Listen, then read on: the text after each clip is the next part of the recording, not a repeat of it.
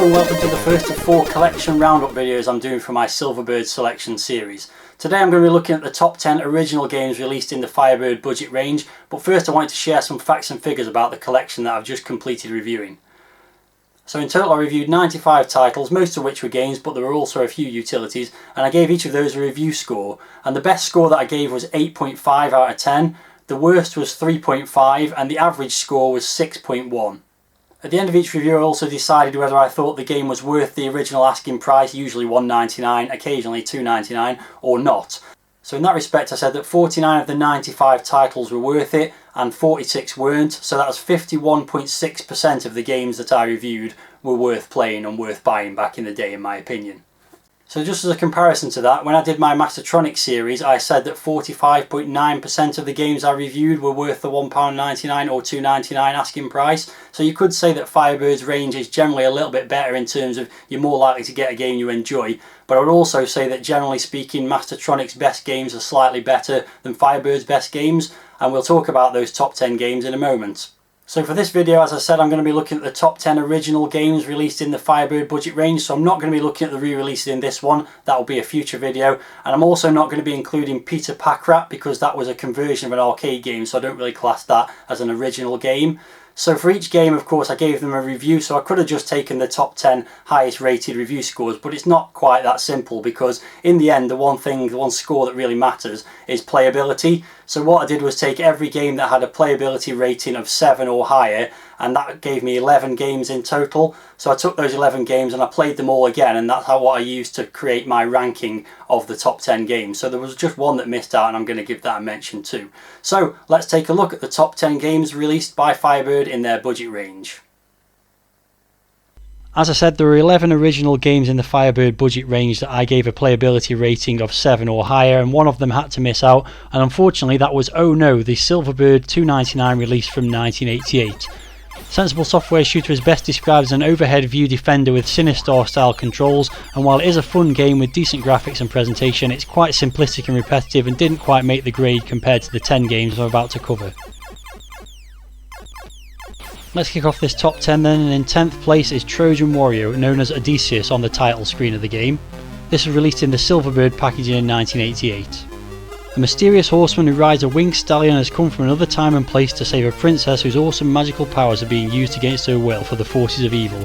Only this warrior can battle through the 5 evil-infested regions, only he can reach the princess. Shoot creatures to gain extra weapons and collect flashing pods to add to your existing weapons. Enter the time tunnel at the end of each stage to travel to the next level. In the time tunnel, if you collide with the walls, you will return to the start of the previous stage.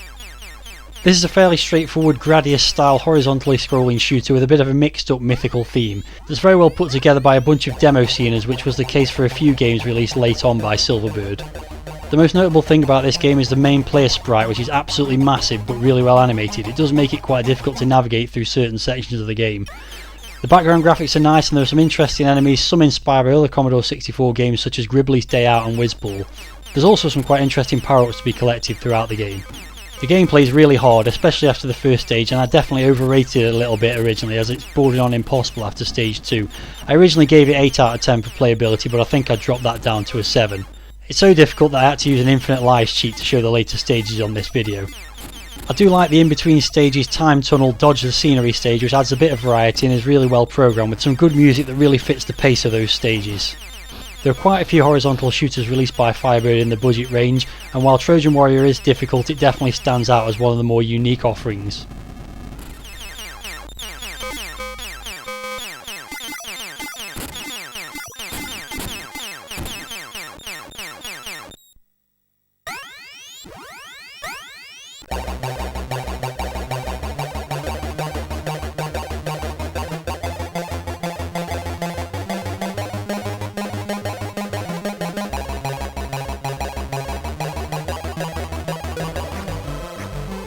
In 9th place is Starslayer, released in the Silverbird $2.99 packaging in 1988.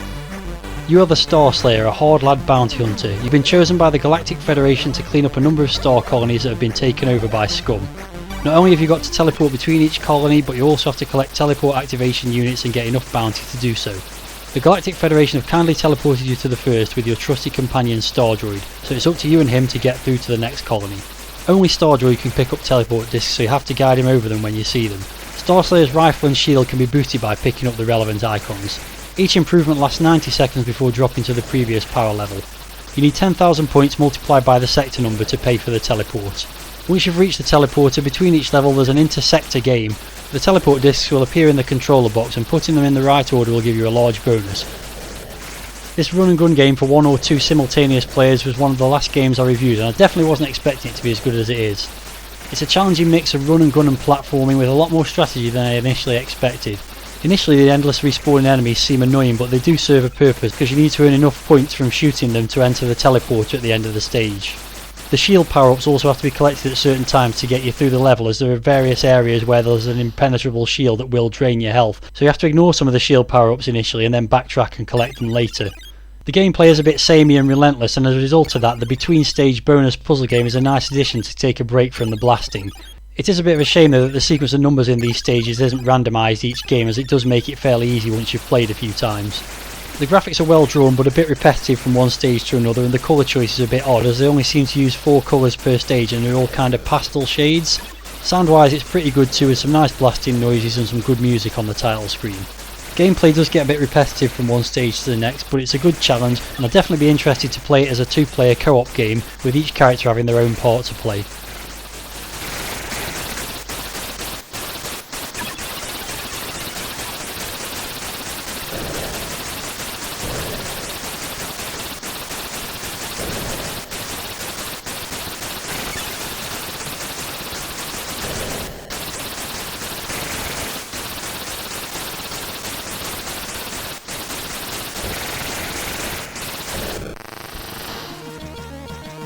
At number 8 is Ricochet, released in the Silver Range packaging in 1987. There's not much of a plot to this one. Use your bat to hit the ball against the mid-space bricks, blow them all up and go on to the next break-up zone, avoiding the naughties along the way. Collide with falling sparklers to gain extra weapons, speed up collectives and many more. Look out for Mr. Ed and the Gravy, which brings amazing and exciting prizes to those who dare to go for it. Ricochet is a very playable Arkanoid clone with lots of humour. It's got an interesting power-up system, the aforementioned Gravy, where each of the letters stands for a particular type of weapon, with power-ups persisting from one level to the next, which can really help you out on certain stages. It's also quite forgiving in that as long as you've got a power-up, you'll lose that rather than a life when you miss the ball. To mix things up, there's an intermission screen between each level where you crash into the baddies or blast them for more points if you've got the laser power-up. Each level has its own imaginative block layouts, some of them creating fun images such as a skull and crossbones and various video game characters. The one major criticism I'd have of the game is it's quite hard to alter the angle of the ball, which can result in some laborious effort to get the last few blocks on a stage. Overall though, it's a polished game that's lots of fun, but ultimately it is only a breakout variant, so I can't rate it too highly.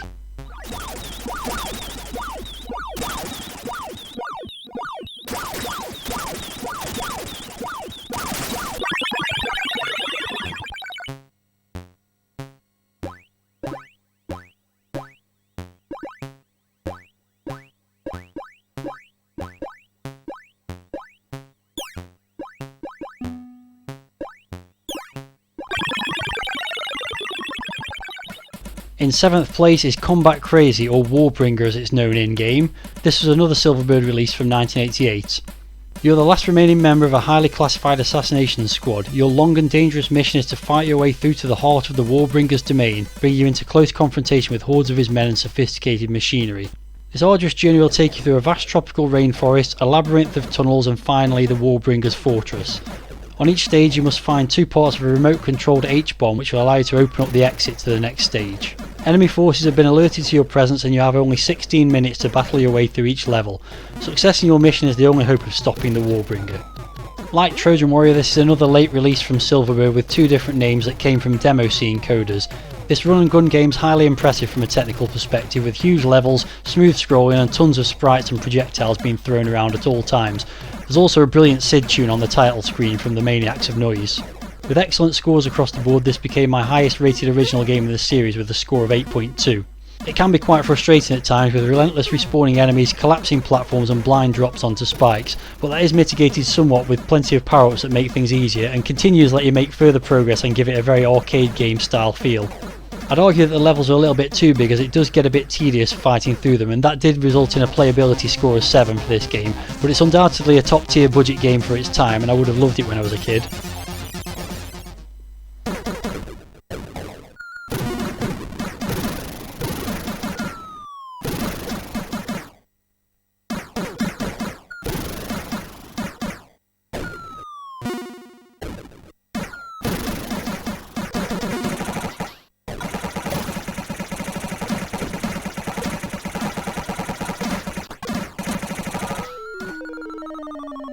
At number 6 we have Zolix, a Silver Range release from 1987. The object of Zolix is to fill in 75% of the screen by creating sections of blocks, while at the same time avoiding the bouncing balls. Contact with any of the balls which are in constant motion will result in the loss of a life. On the first level there are 3 balls on the screen and 2 in the background, and for each level successfully completed 1 ball is added to the screen. The direction of the balls can be reversed by pressing the fire button. This facility can be used once on the first level and an additional time for each level completed after that. A bonus is awarded for every 1% above 75% of the screen filled in, and a maximum of 99% of the screen can be completed. This is quite obviously a clone of Taito's arcade game Kicks, with very simple graphics and sound but highly addictive gameplay. It does vary a little bit from Kicks in that you can move around within the filled areas, and so can some of the enemy dots. This is one of the ultimate one more go budget games in my opinion, as I found myself having game after game trying to improve my score. I would say though that enemy movement can be quite erratic at times, which can be infuriating as you'll find yourself crashing into balls that you weren't expecting to come into contact with. As a result of that, it's probably not quite as good as I originally rated it gameplay wise, which was an 8. I'd probably knock it down to a 7, but nevertheless it's a highly addictive arcade game for high score chasers that definitely would have given you plenty of value for £1.99 back in the day.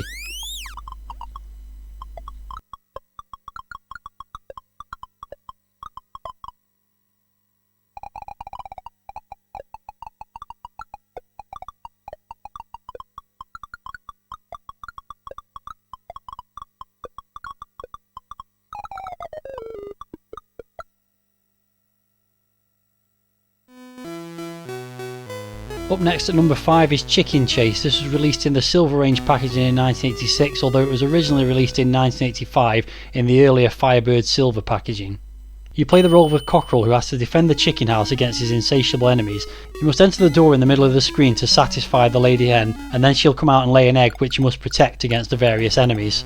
A gallant visit can leave you powerless to fight the hedgehogs, rats, stoats, snakes and other terrible beasts that are so fond of the eggs, but you can replenish your energy from the grain store at either side of the chicken house. This humorous arcade action game came from French developer Jaux, who was also responsible for Raging Beast, another Firebird release. It's got a simple one-screen layout with chunky graphics, but it's full of character. The sound is also simple but effective. You have to play a delicate balancing act of fending off enemies, restoring your health and making sure to keep the hen satisfied and producing more eggs. One thing that you might not realise to begin with is that you can actually go into the door and stay in there for more than one session with the lady hen. That does leave you coming out very worn out and in need of health immediately, but it does also then mean she lays more than one egg at a time. This is one of the earliest reviews I did, and when I originally reviewed it I gave it a score of 6.6, which is the lowest score for any game in this top 10. I was probably a little bit harsh on the graphics and sound, although they're nothing spectacular. What this is though is a fun arcade style game and an excellent one for those of you that like to chase high scores.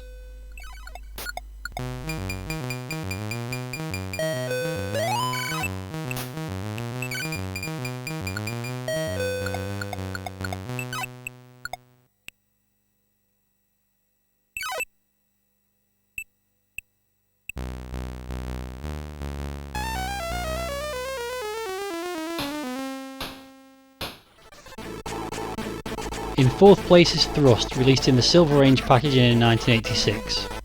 In a plot that sounds suspiciously like Star Wars, the Resistance is about to launch a major offensive against the Intergalactic Empire. In preparation for this they have captured several battle-grade starships, but they lack the essential power sources for these craft, Klystron pods. You've been commissioned by the Resistance to steal these pods from the Empire's storage planets.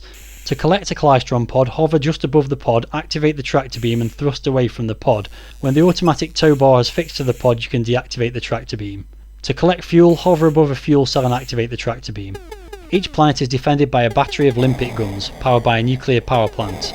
By firing shots at the power plant, the guns can be temporarily disabled, but beware, if you fire too many shots at the reactor it will become critical, giving you just 10 seconds to clear the planet before it's destroyed. If you've retrieved the pod and managed to send the reactor into its critical phase, then leave the planet safely, you'll receive a hefty bonus. This is a brilliant conversion of the BBC Micro Gravitar clone and an absolute steal at $1.99. It's pretty simplistic in terms of graphics and sound and not as vibrant as the Beeb version due to the Commodore 64's colour palette, but it does benefit from a great Rob Hubbard SID tune on the title screen. It's a very hard game after the first few stages and is as much of a tech and physics demo as a game in some respects, and even though controlling the ship is very tricky, the implementation of the physics is so good that you never really feel cheated when you do crash. I would have ranked this higher if it had a less steep difficulty curve, but it's an absolutely essential Commodore 64 budget game and one I still enjoy playing even though I'm not particularly good at it.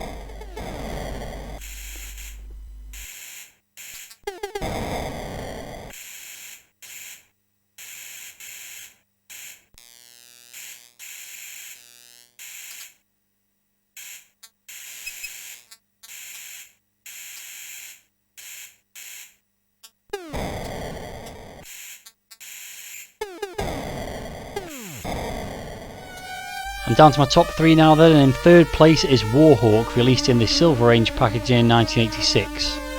The aim of the game is to fly the Warhawk into the asteroid belt, destroying the enemy bases and wiping out the marauding hordes of enemy starfighters.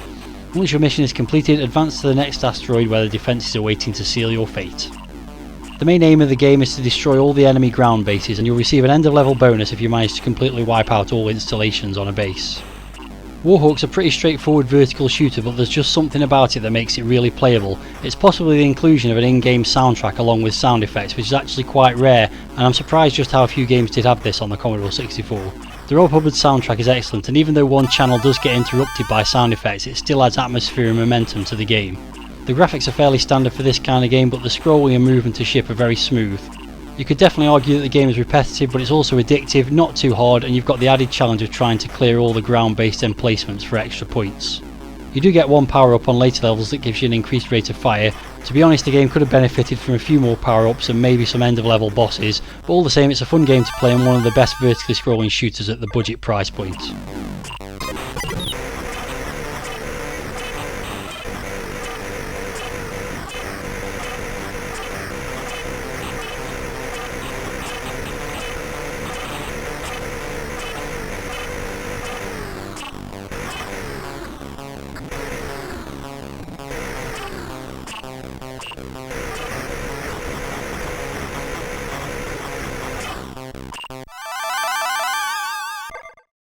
At number 2 we have Brainstorm, released in the Silver Range packaging in 1987. This game was also supplied on a free cover mount cassette on Computer and Video Games issue 88 in 1989, which is how I originally found it.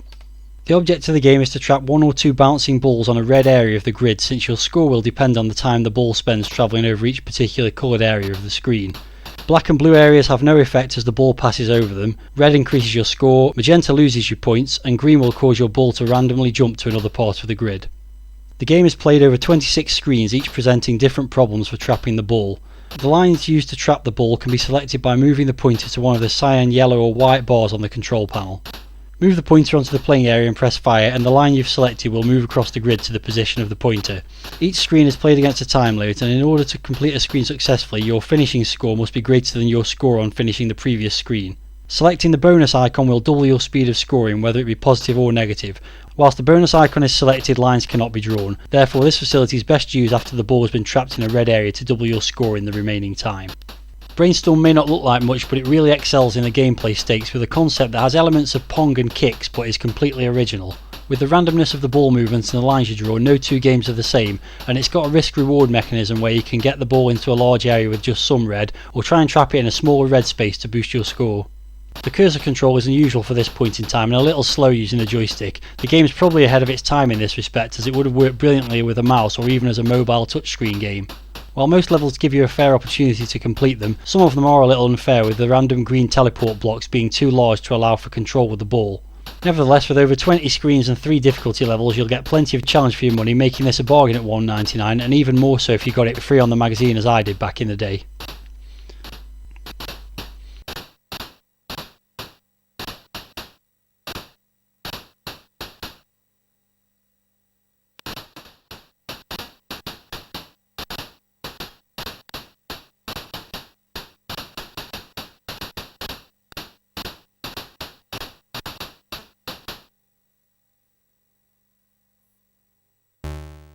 And finally, in first place is Collapse, a Silver Range release from 1986, although it was originally released in 1985 in alternative packaging. In this game you play a character called Zen, which may be a bear or may be a mole depending on which packaging you look at. On each screen you'll be presented with a pattern of grey sticks and bridges, and the idea is to help Zen paint all the sticks blue, then using his magic set a Rotix into action which makes all the sticks collapse on top of one another. Once all the sticks have been cleared, you'll move on to a new screen. There are 2 aliens present in each screen which, if they touch you, will drain 100 units of time from the clock. If your time runs out, then you'll lose a life. There are 2 modes of control depending on whether Zen has magic activated or not. Without magic, the joystick will move Zen in the required direction. If he passes over a grey stick, it will become blue, and if you press the fire button, then Zen will activate his magic. Once magic is activated, if the fire button is pressed, then Zen will build a bridge in the required direction, or if a blue stick exists in that direction already, a Rotix will be set in motion. The magic dust will temporarily freeze the aliens if they touch it, and they can be captured for extra points. Additional bonus points can be obtained if the entire matrix collapses in one go. This is possible on all 96 screens. Flashing diamonds will occasionally appear which can be captured for extra time.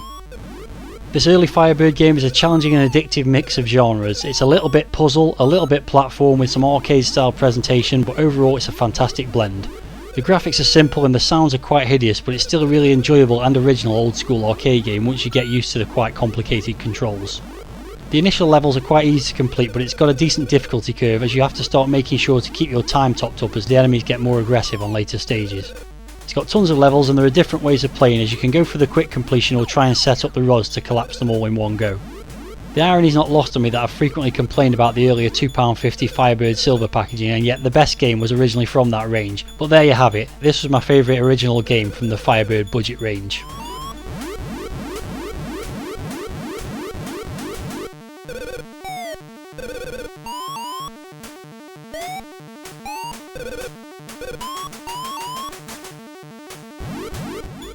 So there you go, that was my top 10 Firebird originals. Hope you enjoyed watching this video and let me know in the comments your thoughts about my top 10. Do you agree? Did I miss anything out? Or is there anything you think I'm completely mad for including?